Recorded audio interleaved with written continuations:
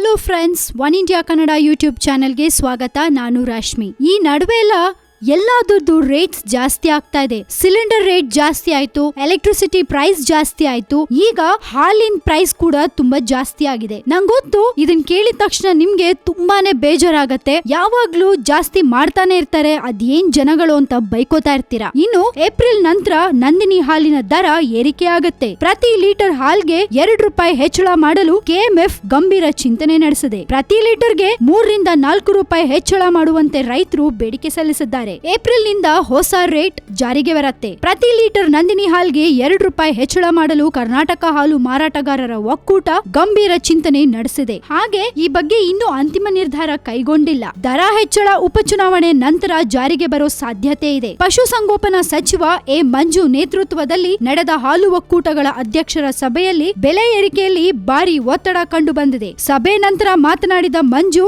ಈ ಬಗ್ಗೆ ಮುಖ್ಯಮಂತ್ರಿಗಳ ಜೊತೆ ಮಾತುಕತೆ ನಡೆಸಿ ಅಂತಿಮ ನಿರ್ಧಾರ ಪ್ರಕಟಿಸುವುದಾಗಿ ಹೇಳಿದ್ದಾರೆ. ತೀವ್ರ ಬರ ಇರೋದ್ರಿಂದ ಜಾನುವಾರುಗಳ ಸಾಕಣೆ ಸಮಸ್ಯೆ, ಹಿಂಡಿ, ಬೂಸ, ಮೇವು, ಪಶು ಆಹಾರ ದರ ಹೆಚ್ಚಳ, ಸಾಗಣೆ ವೆಚ್ಚ ಸೇರಿದಂತೆ ಹೈನುಗಾರಿಕೆ ದುಬಾರಿ ಆಗ್ತಿರೋ ಹಿನ್ನೆಲೆಯಲ್ಲಿ ಹಾಲಿನ ದರವನ್ನ ₹2-3 ಹೆಚ್ಚಳ ಮಾಡುವಂತೆ ಜಿಲ್ಲಾ ಸಹಕಾರಿ ಹಾಲು ಒಕ್ಕೂಟಗಳ ರೈತರು ಕೆಎಂಎಫ್ಗೆ ಮನವಿ ಸಲ್ಲಿಸ್ತಾ ಬಂದಿದ್ದಾರೆ. ಇನ್ನು ಟೋನ್ಡ್ ಹಾಲಿನ ರೇಟ್ ₹33 ಇದ್ದಿದ್ದು ₹35 ಹೆಚ್ಚಿಗೆ ಆಗತ್ತೆ. ಇದರಲ್ಲಿ ₹1.50 ರೈತರಿಗೆ, ಒಕ್ಕೂಟಗಳ ನಿರ್ವಹಣೆಗೆ 50 ಪೈಸಾ ಕೊಡಲು ನಿರ್ಧರಿಸಲಾಗಿದೆ. ಈಗ ನಂದಿನಿ ಬೂತ್ಗಳಲ್ಲಿ ಕೆಎಂಎಫ್ ನ 50ಕ್ಕೂ ಹೆಚ್ಚು ಉತ್ಪನ್ನಗಳು ಲಭ್ಯವಿದೆ. ರಾಜ್ಯಾದ್ಯಂತ ಕೆಎಂಎಫ್ 800ಕ್ಕೂ ಅಧಿಕ ಬೂತ್ಗಳನ್ನು ಹೊಂದಿದ್ದು, ಬೆಂಗಳೂರು ನಗರದಲ್ಲೇ 400ಕ್ಕೂ ಅಧಿಕ ಬೂತ್ಗಳಿವೆ. ಎಲ್ಲವೂ ಅಂದ್ಕೊಂಡಂತೆ ಆದ್ರೆ ಕೆಲವು ದಿನಗಳಲ್ಲಿ ಅಪಾರ್ಟ್ಮೆಂಟ್ ನಲ್ಲಿಯೇ ನಂದಿನಿ ಹಾಲು ಸಿಗತ್ತೆ ಅಂತ ಸಚಿವರು ಹೇಳಿದ್ದಾರೆ. ಸೊ ಕೇಳಿಸ್ಕೊಂಡ್ರಲ್ಲ ಫ್ರೆಂಡ್ಸ್, ನಂದಿನಿ ಹಾಲ್ ರೇಟು ಜಾಸ್ತಿ ಆಗತ್ತೆ. ಏಪ್ರಿಲ್ ಆದ್ಮೇಲೆ ರೇಟ್ ಜಾಸ್ತಿ ಆಗೋ ಚಾನ್ಸಸ್ ಇದೆ. ಎಲ್ಲಾನು ಈ ಎಲೆಕ್ಷನ್ ಮೇಲೆ ಡಿಪೆಂಡ್ ಆಗಿದೆ. ನೋಡೋಣ